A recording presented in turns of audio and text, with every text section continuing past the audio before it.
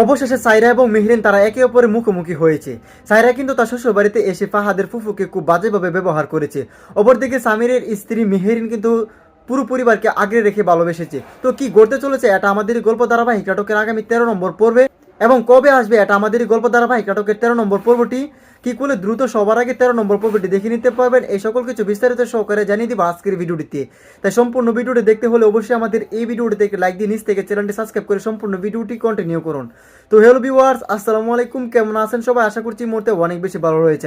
তো ইতিমধ্যে already upload করা হয়ে গেছে এটা আমাদের গল্প ধারাবাহিক নাটকের 12 নম্বর পর্বটি। আপনারা যারা এখনো পর্যন্ত দেখেনি তারা দ্রুত দেখে আসবেন সিনেমাওয়ালা ইউটিউব চ্যানেল থেকে। আর যারা অলরেডি দেখে নিয়েছেন তারা অবশ্যই কমেন্টের মাধ্যমে লিখে জানাতে পারেন।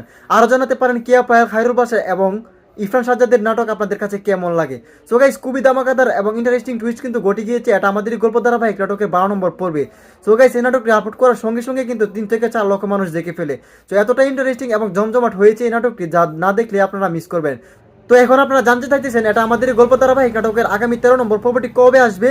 তো সেইটা জানানোর আগে আমাদের এই চ্যানেলটি যারা এখনো সাবস্ক্রাইব করেনি তারা দ্রুত সাবস্ক্রাইব করে রাখতে পারেন, এবং আজকের ভিডিওটি কে কোন জেলা থেকে দেখছেন সেটি কিন্তু অবশ্যই কমেন্টে লিখে জানাতে একদমই বলবেন না।